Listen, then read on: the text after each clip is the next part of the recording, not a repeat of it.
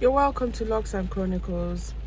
On this channel, if it's your first time, I showcase my logs. I do a lot of social work content. I'm a social worker in the first 2 years of practice in the UK. But I also present content with my family once in a while. Sometimes we travel and we just show you life in the UK in general. Today's video is not a social work video. It's more like a life in the UK video, because on this very day some years ago I got my indefinite leave to remain in the UK, and honestly, up until now, even though I've got my British citizenship, I still cannot forget the joy of that day. It's like it's stamped in my memory. It was just so much joy, but I think I'll leave that story for another day. So today's story, I was just reflecting, or shall I say today's video, I was reflecting on the journey so far in the UK, and I was thinking, I was even having a chat with my sister, and I was thinking of the things that really have left like a dent in my heart. And this was how I put it, like my life in the UK, my journey in the UK. If I could go back, I definitely would do things differently. I definitely would do some things differently. I mean, generally, I don't like to live with regrets, but I have to be honest, my childcare experience in the UK is what I'm talking about in this video. It's not been too good, it's not been too palatable. And I think the reason I'm doing this video is especially for you if you're coming into the UK, you're just migrating into the UK, or you've just migrated into the UK. If you're coming with a child or with children, or you intend to have children in the UK before you are actually settled, it's one of the most daunting experiences that I have ever had, because you know why I'm reflecting on this today. The moment you get your indefinite leave to remain, everything changes. Like, you're entitled to a lot more. You can afford to take your children, or shall I say, you may be able to afford better. It doesn't mean that just because you get indefinite leave to remain, your life is just like made. No, but you've got opportunities, and you're eligible for more support, from the government, with child care. So things are kind of better. But I was raising my kids when they were little, most of the time on my own, because I've said this before, but I'm not going to go into the story into this video. My husband was away from us for a lengthy period of time due to immigration issues. So he got stuck in Nigeria and he could not come back in. But that story for another day, and that went on for years. So I was raising my kids on my own. Well, not on my own, because I had his support emotionally and financially as well from Nigeria, but it just wasn't, it wasn't like if he was here. So yeah, I was just reflecting on it, and this nearly drove me to tears, because childcare in the UK is hell. Really, it is hell. It is hell, and it provokes a lot of feelings in me that I don't even want to go over or go into or unpick at this time. So what happens is, if you're working at that time, when my kids were really little, I was doing 3 jobs. I had a night job, which was my permanent job. I had another job, a relief contract that I would go to in the day. That's on the nights that I'm not working. And I also had another job with, in fact, I had 4 jobs. I had another job with an agency where I was doing healthcare assistant, and where they would call me if they needed me, and I was working like mostly in a hospital or care home. But I also had a voluntary job that I was going to about 2 or 3 times a week because I was planning to get experience into the right kind of career that I wanted for myself. I was doing all those jobs. So obviously I was a single parent in the UK. My mom used to come and help me out from Nigeria whenever she could, but obviously she wasn't living here, she was just visiting. So then I had the trouble of always having to find childcare, somewhere I could keep my children, because I just couldn't afford not to do all those jobs that I've just spoken about. I had to work. Something about the UK that you must know is it's not like Nigeria or whatever African country that you're coming from, where people just help each other without any reward. So in the UK, if someone's saying they are helping you, there's definitely something in there for them.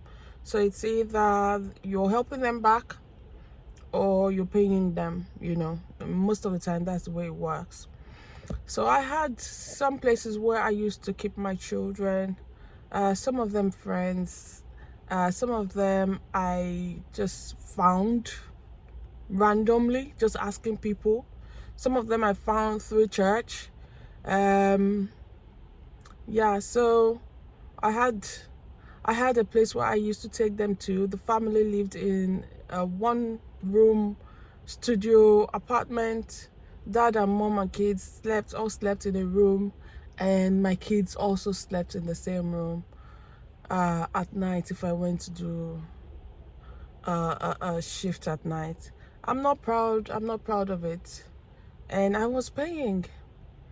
Probably half of what I was earning was going into that childcare, and it's so sad. I'm sure that the fact that they even had to go through that was emotionally draining for them.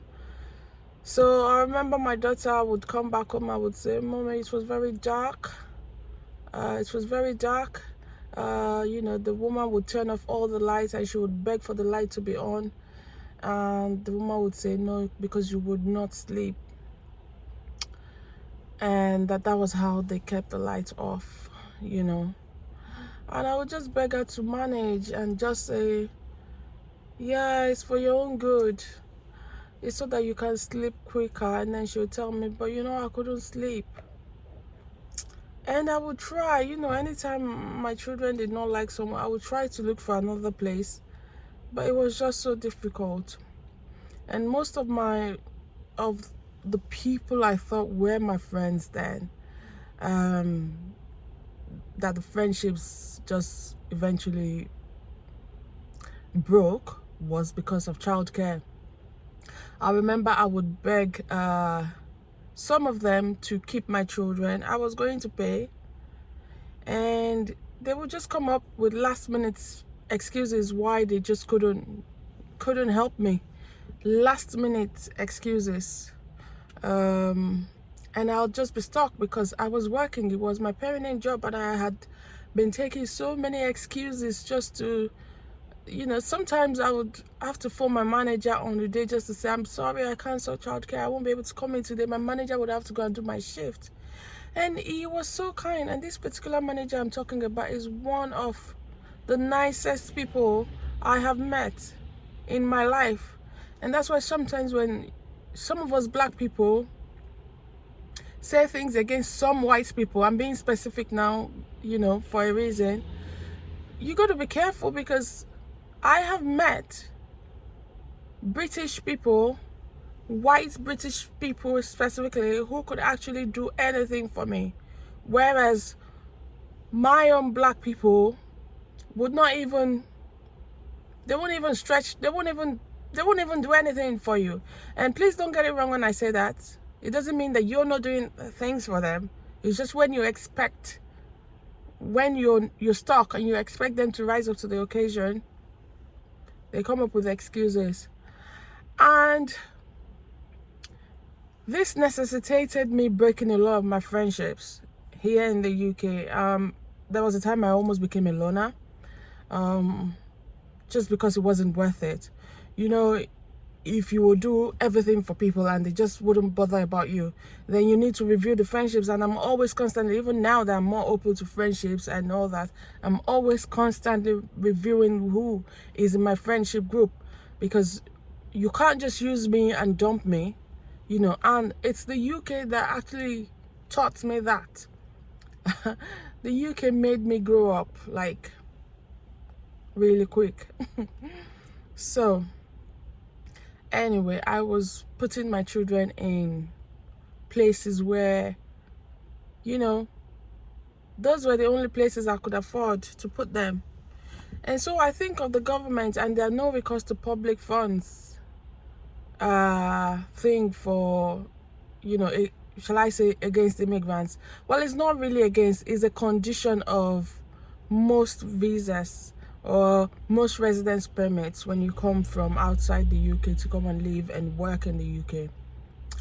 But that no recourse to public funds is not actually, it's not only detrimental to parents, it's actually really detrimental to the kids, because it just limits what you can provide for the children. And if they think it through, I think children should be exempt from it, because at the end of the day, these kids, you know, would grow up in this country, and if there was anything wrong as a result of, you know, what could have happened in their childhood, it would still cost the whole UK government the money to try to fix or support the family in the end. So I don't think the no recourse to public funds makes total sense. In some aspects it does, because you don't just expect everybody to come into this country and just, you know, just for the fun of it and for what they can gain without, you know, putting something into it. But in some other aspects, just as I've said, with childcare and childcare costs and things that may help immigrant families out, it just doesn't make sense to me. So yeah, lots of broken friendships, lots of disappointments. But I also have to say that I have met some people that I wouldn't even have expected to help me, and they have, for free. So if you're that one person, you're watching my video, I am really, really thankful. Even if I paid you and you looked after my kids really well, I'm thankful again. You know, I'm really thankful. So my children now, I've got a teenager and I've got a pre-teenager. Once in a while they remember and they talk about them, and I just have to like apologize again and explain what was happening at that time to them again, you know.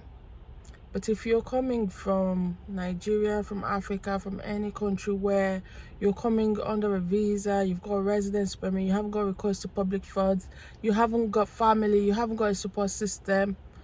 Another thing was I relied on the church, but I'm really sorry. The church did not really help me. Yeah, I'm still a Christian. But I just learned also again that my trust should be in the one I believe in, which is Jesus Christ, and not in anyone. So if you're coming, as I was saying, from outside the UK on a visa, you're a student, you're a dependent, you're coming with kids, you're going to be raising kids before you actually get settled in the UK, please have a plan. I was saying to my sister, if I could go back and turn back the hands of time, I would rather be in poverty, you know, than keep my children in some of those dodgy places where I kept them in. You know, some families where I even kept my children, there was domestic violence, and my children were witnessing that, you know. But I didn't know any better, and I didn't have any help, and I had to work to be able to, you know, make ends meet. So it was difficult. You know, when I look deep into some of the things that happened, I cry. Some places where I left, I had to leave my baby. Some places where I left my baby, I came back from work one day to my baby and the poo he had pooed, and the poo had become solid rock. Not just on his bum, it spread up through to the back of his hair, his nape. and his hair had got stuck with the pool because he'd done the pool a long time, and he'd slept on it, and the pool had actually just expanded and floated through to his hair. And I cried. You know, I cried when I saw that. But you know, I can't go back in time. I did express my bitterness to that person, you know, because I was paying them and I was not happy. But I just could not afford to put my children in any better place. But if I could go back now, I think I wouldn't work. I think I would rather die of poverty and be poor and just be on the streets with my kids than keep my children in such dodgy places. I mean, the moment we got our indefinite leave to remain, they were still in primary school. I immediately stopped all dodgy childcare contracts and put them in the school nursery, put them in the school childcare, because I had a little more help, had a little bit more money, and things were looking better. So I immediately put them there.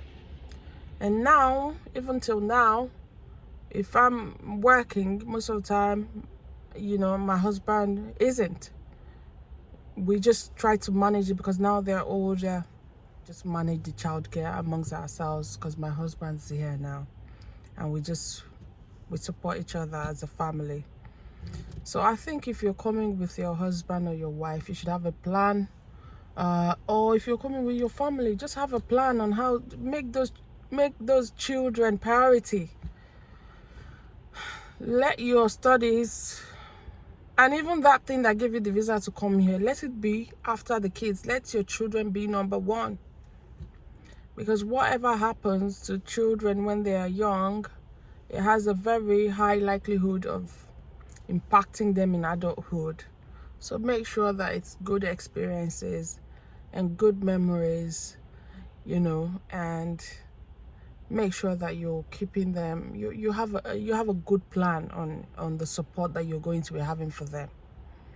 So that's why I'm making this video. I hope that you've learned one or two things from my experiences. I'm not so proud of them, but I just couldn't do better at that time. But I hope that you will, and I know that you can. If you have any question, please leave them on this video. If they're more personal, drop a comment on this video first, as I always say, so that YouTube will know that this video is relevant, and then send me a DM or just come to me on Instagram, Locks and Chronicles. I'm always happy to answer your questions.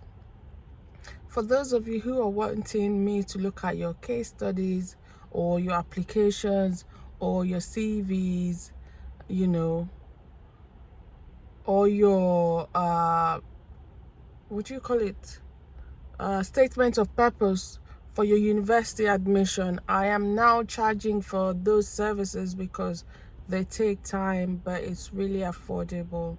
So just come to me on Instagram and I'll be happy to answer you.